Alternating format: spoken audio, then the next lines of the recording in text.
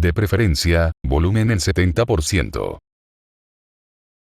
Hola usuarios de YouTube y a los suscriptores de antaño de este canal. Hace mucho que no hago algo por aquí, pero ahora que tengo los recursos y herramientas, nuevas y mejores a la par, le voy a sacar todo el partido que pueda. Y para empezar bien esto, estaré subiendo lo que son mis 5 libros, porteados a manera de audiolibros para que los escuchen quienes gusten. Aclaro de una vez por todas que, si bien, los libros son de mi imaginación, así como buena cantidad de los personajes, son de tanto mi imaginación, como de mi pertenencia, en esta imaginación incluí cosas que ocurrieron en la vida real, eventos históricos que la mayoría podrá reconocer con facilidad, y otros hechos únicamente para la historia. Así como proyectadas intensas, morbosidades, memes rancios y elementos que son pertenecientes a fandoms, comunidades, referencias a juegos de video, y personajes hechos por otras personas. Mismos elementos que, estaré dando los créditos correspondientes en los créditos finales de cada video. Tanto mapas de Garry's Mod, como modelos usados, música, personajes y demás, todos en orden de aparición.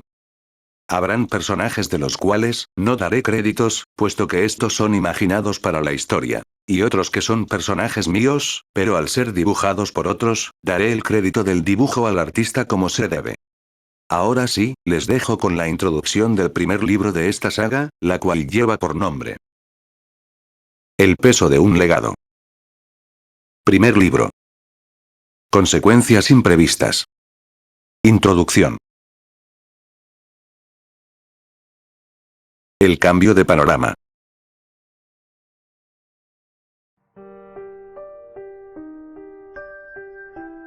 El final del siglo XXV vio una fiebre del oro por los avances tecnológicos que fueron apareciendo más y más conforme pasaban los años.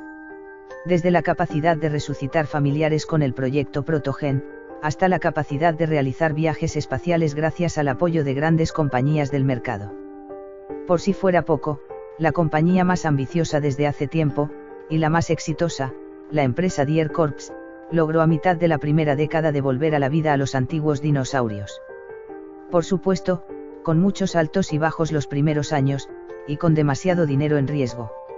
Sin embargo, pese a todo, no solo fue un éxito, sino que ahora son seres vivientes de la sociedad como cualquier ser civilizado, incluso formando parte de operaciones militares avanzadas y creando grupos entre carnívoros y herbívoros, y dependiendo de la situación, llegando a ser de solo uno u otro.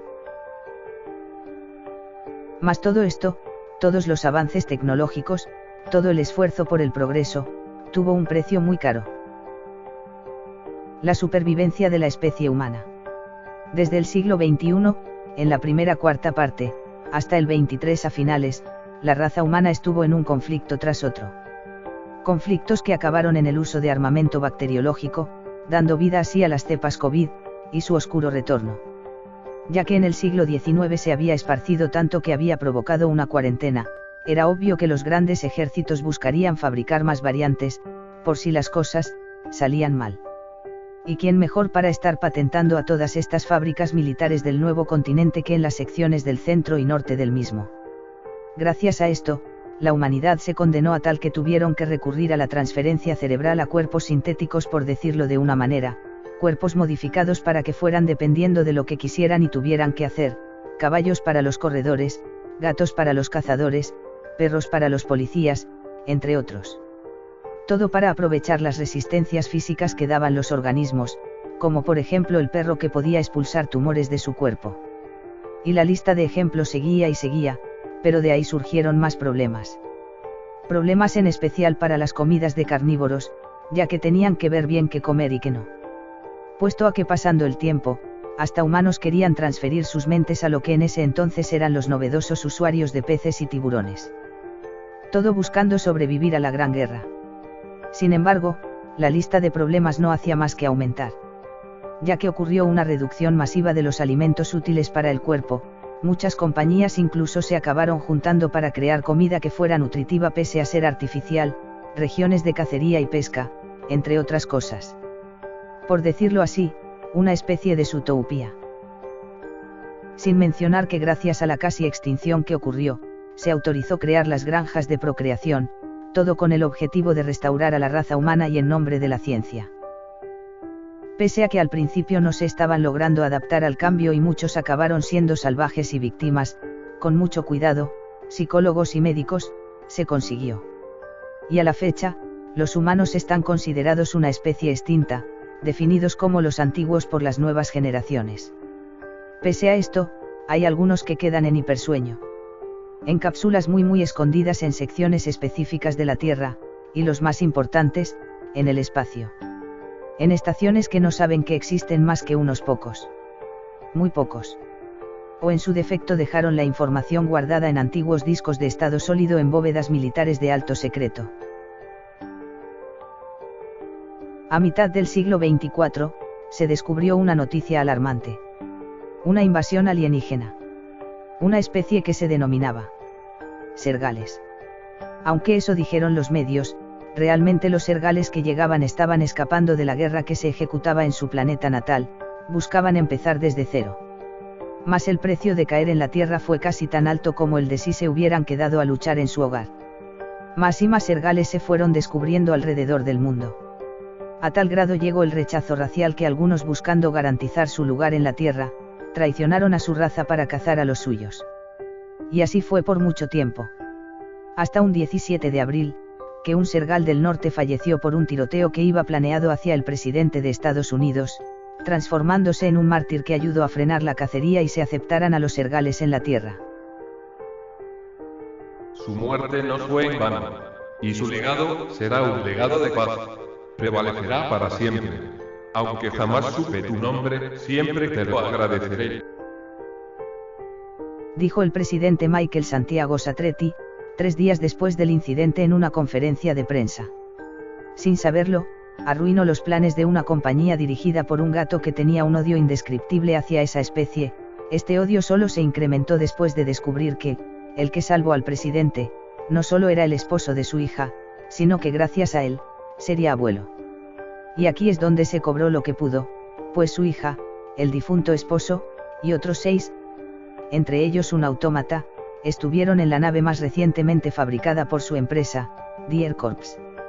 La USS Salvatore. Esta nave originalmente estaba acompañada de la nave guía, la USS Caroline, que componía un total de 50 agentes adentro. Ambas con el objetivo de conseguir extraer material planetario de los planetas más alejados del sistema solar, naves que a mitad del camino, se toparon con una nebulosa, misma que atrajo algo. Algo que entró a las naves, algo fuera de este sistema. Causó tanto caos que solo la Salvatore volvió, dañada hasta por los codos, con el registro de vuelo de la Caroline apenas escaneable. Y la criatura a bordo. Aparentemente muerta según el reporte de su hija.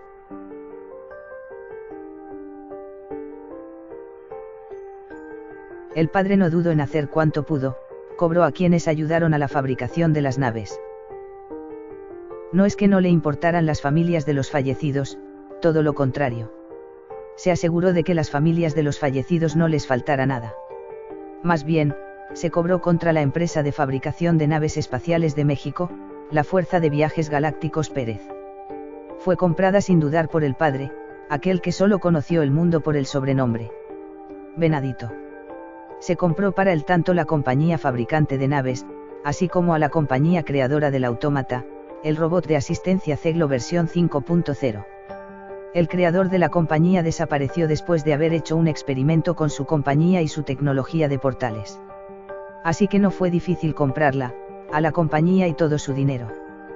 Todo esto que ocurrió, y aunque no se mantuvo en secreto, y salió en las noticias, tampoco nadie le prestó atención. Pues este gato ya tenía historial de siempre estar comprando más compañías para hacer inversiones.